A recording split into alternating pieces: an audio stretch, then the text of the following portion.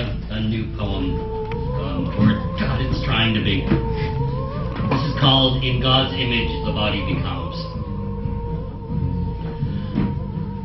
I want a tattoo, but I'm not getting one until I can make good decisions. If I can't walk out of a video store without thinking, man, you know what I should have gotten 5 minutes later, then I'm clearly not ready to put permanent ink on fleshy parts. Yet. But in my mind's eye, someday, I'll be a collage with legs, a skin diary with heart, soul mapped out in dragon lines and cryptography. I'll get a tattoo that says, poetry. I'll design the lines of my children's names circling a box labeled the important thing. I'll get wings on my back, animals on my arms, trying to complete some subtle circuits to power my own path. Distant cousin to cutters and piercers and body modifiers, and even if I'm unmarked on the outside, we're all seeking something codified in the art of becoming. We're all hoping to be recognized as tribe. All the cross-dressers and gender benders making a blur out of pronouns. The people who use S&M, B and D to make an alphabet that speaks to their desires. The people who carve crop circles on their chests, who pattern their faces to reveal deeper faces, who become cats and lizards and puzzle pieces not interested in fitting in, who hide in plain sight at freak shows to the horror of crowds of persona blancs who gasp and scramble for moral high ground, jittering to each other. I'd never do that. My body is a temple. Well, if that's true, then their God is a stick figure, augured only by quick judgments and a fear of color.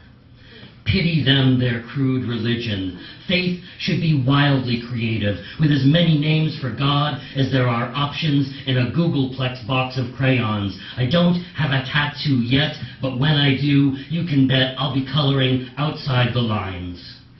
Maybe the message of free will has always been, go make something of yourselves so beautiful, even God couldn't have guessed.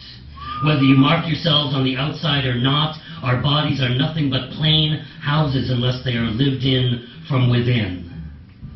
After letting there be light for us to work by, God said unto us, I have given you these bodies as temples, and like everything else in the plan, they are meant to evolve.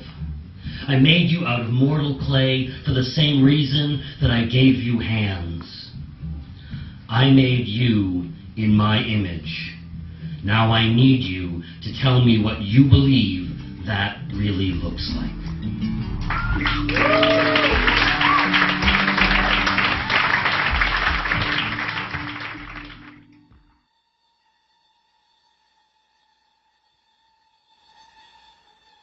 When I first told my colleagues and family that I would be interviewing tattoo artists and collectors for my project, many of them had a look of fear. Because, after all, people with tattoos are big, scary, mean people, right?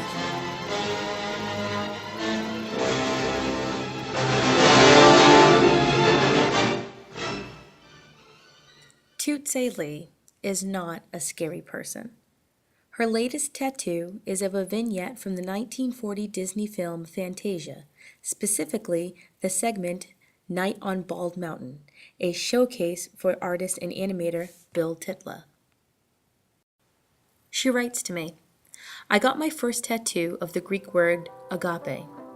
Since there are many forms of love, I practice the highest form through self-transcendence, patience, and humility. Some would try for fame and glory. My second tattoo is from the artwork of Daniel Johnston, who is my favorite songwriter-artist. He writes many songs of unrequited love and insanity, and has changed my life indefinitely. The artwork is of a man playing guitar with a beam of light from his head with a brain missing, surrounded by other people with the same. The significance of this particular tattoo is that although Daniel has lost his mind, I am in the group of people who have also lost their mind. I feel his emotion in every word he sings, and he has inspired me to play guitar and piano.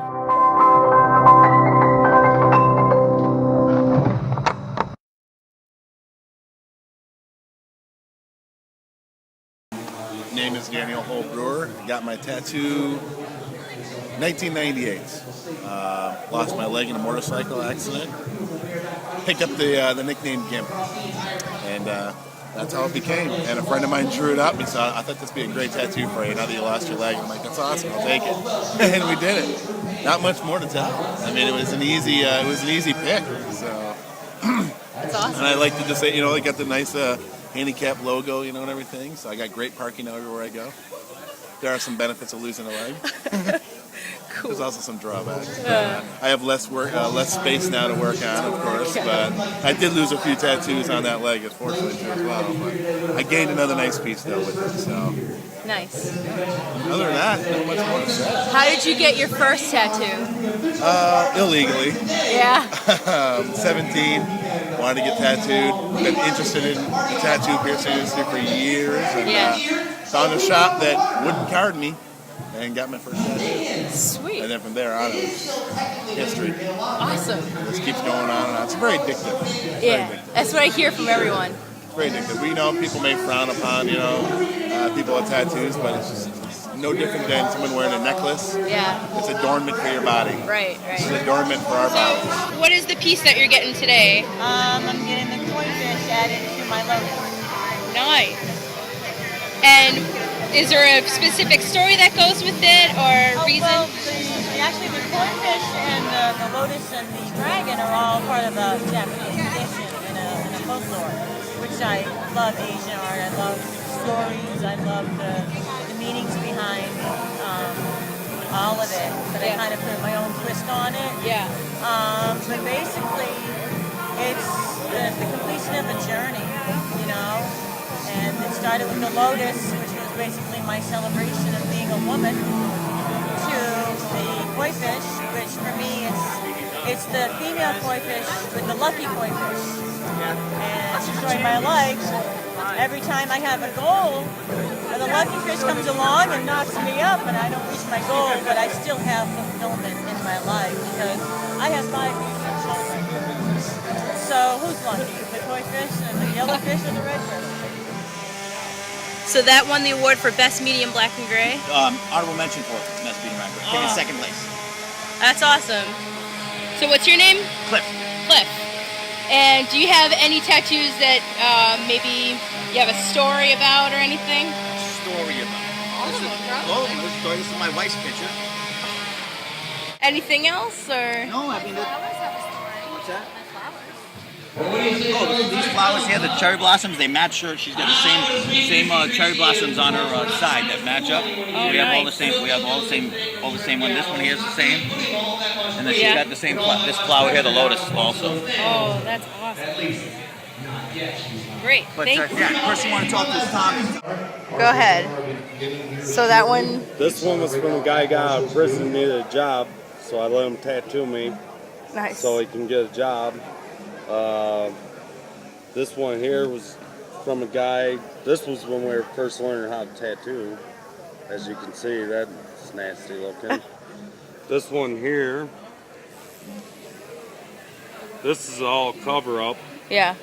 Right here, this is my ex-wife's name. That's why you never get names put on you. And then I'm working on more. Nice. And then this one here is a cover up. Oh, wow. And then I just had some stuff on there and then had it lasered and put the dragon on it. Do you design most of these yourself? No, I let the artists do them. Cool. They're the artists, so I let them pick what they want to do. Nice, nice. How'd you get into tattooing? We was young, bought stuff off the internet, and started tattooing. That's awesome. These are my 2 dogs. Great, thanks, man. This one's my male, Charlie, and that's my female, Amora. They're both pit bulls. And Pooch did it, and those are their actual paw prints. Got it from an ink stamp, put in a little bit of water and pressed it on paper. Yeah. And I wanted it exactly how it was, and that's my most meaningful tattoo. It's the only one that means something great to me. Everything else is just... Steve, thanks. Any tattoos that have a story that go with it? All of them. All of them. Awesome. What you want to tell me? This is the easiest one to explain, so we'll do Okay. this one. All right. Basically what this is a representation of my family. I was actually adopted when I was a kid. So, I have my mother here. I have my father here. That's me in the middle.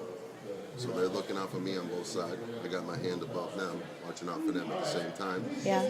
So right there is father, mother, respect, and family. So that's my little family. Awesome. Thank you very much. Absolutely. Okay, go ahead. Okay, so this tattoo, the leopard spots was a religious devotion to Aphrodite, mistress of the animals. We did a fully ritualized setting with the tattoo. We poured libations to Aphrodite at the beginning and end of each session when we were doing the work.